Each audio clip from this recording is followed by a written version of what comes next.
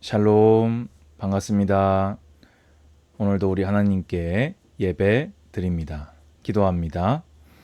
주님 감사합니다. 모든 영광, 존귀와 찬양을 주님 홀로 받아 주시옵소서. 나의 구원이 되시며 나의 주가 되시는 구주 예수님을 의지하여 하나님 앞으로 담대히 나아갑니다. 오늘 성경을 통해서 하나님 말씀이 온전히 나의 믿음 되게 하시고 그 말씀이 내 삶의 변화와 성장과 열매가 되어지도록 주님 은혜 베풀어 주시고 인도하여 주시옵소서. 예수님의 이름으로 기도드리옵나이다. 아멘.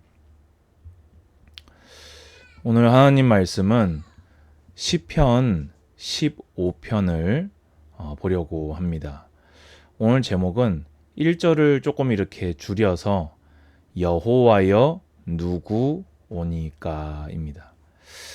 시편 15편은 특이한 질문과 그에 대한 답변으로 이루어진 시입니다. 이 내용을 보면 이제 아시겠지만요. 예배자들이 예배를 드리기 위해서 성전에 들어가려고 할 때 이 합당한 자격이 있는 자가 누굽니까? 라고 다윗이 물어보고 그에 대해서 하나님께서 답을 하는 이렇게 형식을 취하고 있습니다. 근데 그렇다고 해서 구체적으로 그러면 오늘 여러분들도 지금 예배드리기 위해서 다들 방송을 키셨을 건데요. 예배자의 어떤 자격 요건을 까다롭게 따진다 라기보다 그런 게 없지요.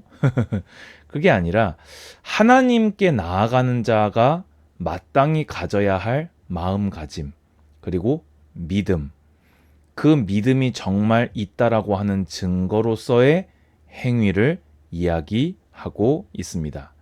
자, 그러면 이제 본문 말씀을 보면요.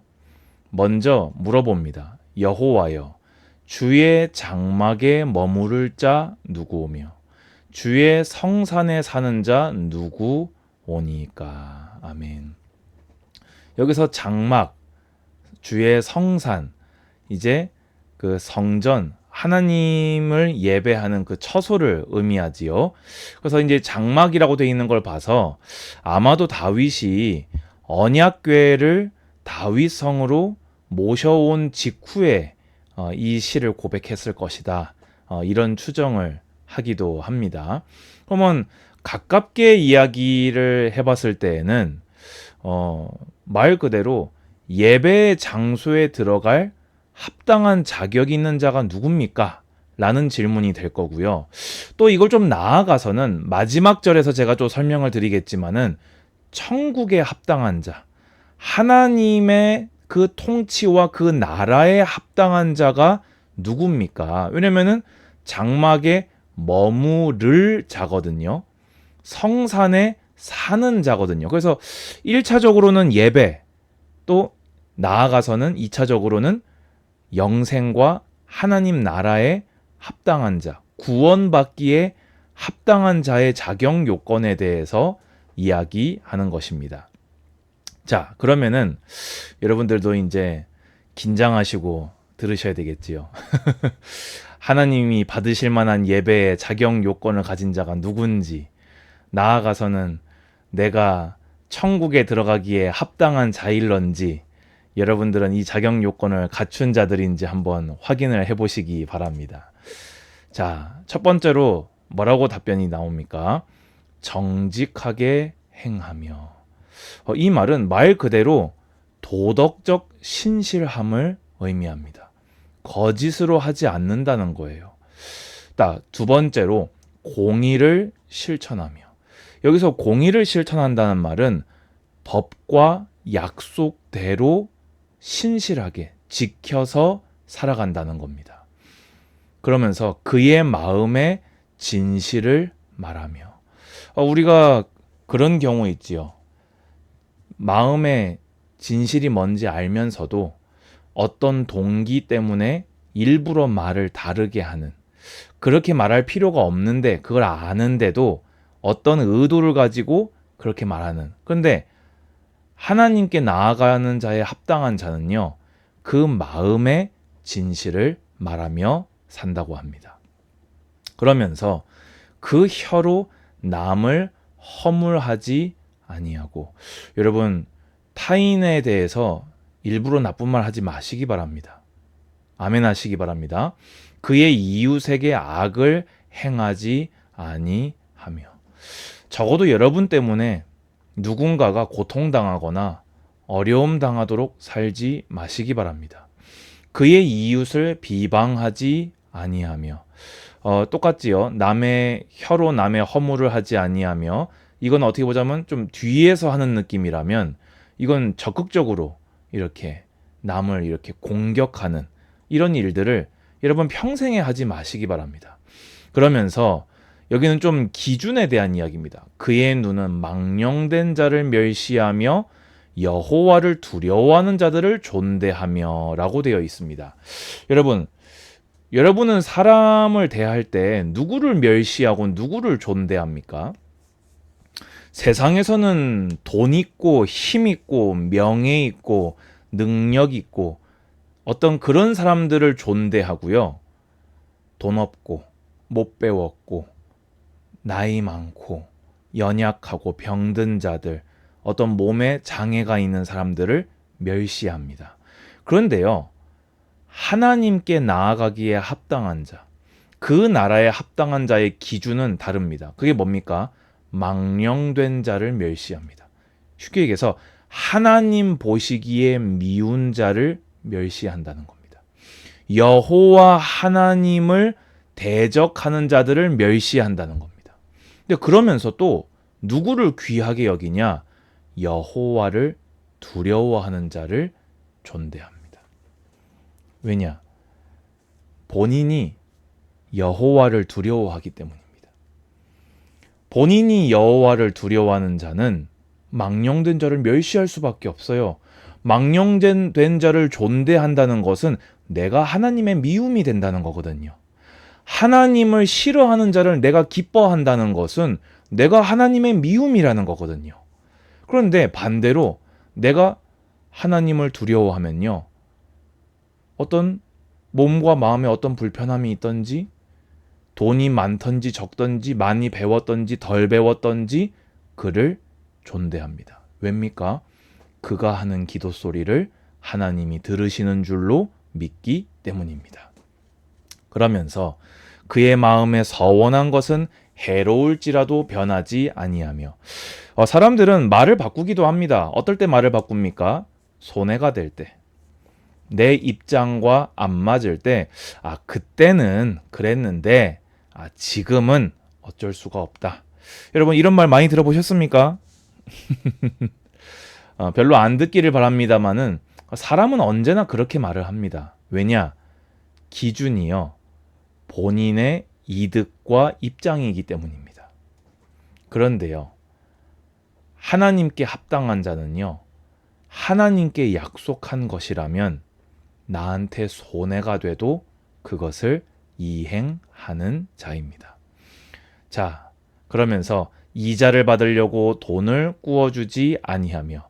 여러분, 이게 사실은 어떻게 보자면 내 돈을 빌려줬는데 당연히 이 정도 이득은 봐야 되는 거 아닙니까? 그런데 이거는 뭡니까? 하나님 말씀 율법에 금한 것입니다.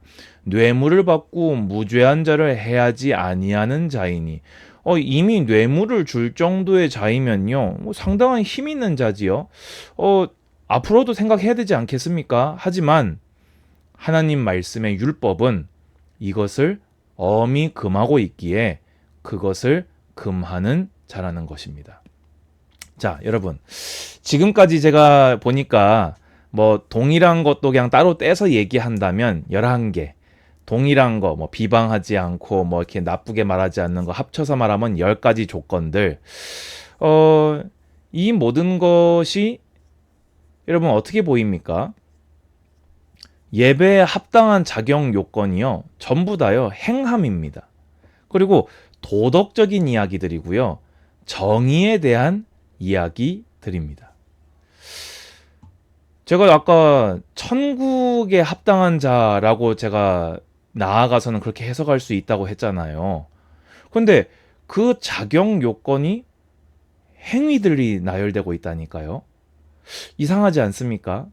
여러분, 무엇으로 구원받으며 무엇으로 하나님께 나아갈 자격을 얻었습니까? 믿음 아닙니까? 그렇지요. 그런데요, 오늘 여기 보면요, 이런 일을 행하는 자는, 분명히 행하는 자라고 다윗은 못 받고 있습니다. 이것이 성경에 기록된 것은 하나님이 이렇게 여기신다는 것입니다. 어떻게 봐야 될까요? 자, 그러면 아까 얘기한 대로 폭넓게 구원을 얻은 자가 누구냐? 천국에 합당한 자가 누구냐? 하나님이 기뻐하실 만한 예배를 드릴 자격을 갖춘 자가 누구냐라고 했을 때, 오늘 정리해 보면요, 예수 그리스도를 구원자로 믿으며 또한 주님으로 믿는 자입니다. 오늘 이 목록들은요, 예수님을 구원자로만 믿으면요, 행할 수도 있고 안 행할 수도 있는 것입니다. 그런데요, 예수님을 구원자이며 나의 신, 나의 왕, 나의 주님으로 믿는 자라면요, 이미 행하고 있거나 행하려 하거나 행하기 위해서 노력하고 힘쓰고 있을 것들입니다. 여러분, 이해되십니까? 왜입니까? 여기 나와 있는 이 모든 것들이요, 그분이 명령하시고 기뻐하시는 일들로 이루어져 있습니다. 내가 정말 진실하게 예수님을 나의 구주라 믿는다면, 나의 구원자, 나의 인생의 주인으로, 구주로 믿는다면 마땅히 이렇게 행하며 살아야 되지 않겠습니까? 여러분, 마태복음 7장 21절에 나더러 주여 주여 하는 자마다 다 천국에 들어갈 것이 아니요 다만 하늘에 계신 내 아버지의 뜻대로 행하는 자라야 들어가리라. 아멘. 이런 일을 행하는 자는 영원히 흔들리지 아니하리이다. 결론입니다. 그러면은 목사님, 구원의 조건이 행위입니까? 아니지요. 여러분, 구원은요, 오직 은혜로, 구원은 오직 믿음으로 받습니다. 그런데 그 구원과 하나님과의 교제와 그 영생이 오직 은혜요, 오직 믿음이기에, 그것이 진실하다면, 정말 내가 믿는다면 그 증거로서 이미 나타나고 있어야 될 행함을 말하고 있는 것입니다. 저는 하나님 믿습니다 하면서 조금도 변함이 없다. 주여 주여 하는 자일 가능성이 높다라는 것입니다. 그런데 믿습니다 라고 하면서 오늘 말씀에 나온 대로 이런 일들을 하나씩 하나씩 행하고 있다면 그 사람은 예수 그리스도를 구원자로, 나의 주인으로, 구주로 믿는 자일 것입니다. 여러분, 기억하시기 바랍니다. 성화는요, 구원받는 즉시 어느 정도 시작됐습니다. 그리고 평생에 점진적으로 성령님을 힘입어서 이루어져 가는 것입니다. 정말로 내가 예수님을 믿어서 의롭다 하심을 얻고 내가 하나님의 자녀가 되었는데 조금도 변함이 없다. 그것은 말이 되지 않습니다. 성령께서 거하는 자는 그 속 사람이 나의 주인을 섬겨 사는 것으로 변화되며 그것이 점점 성화되게 되어 있습니다.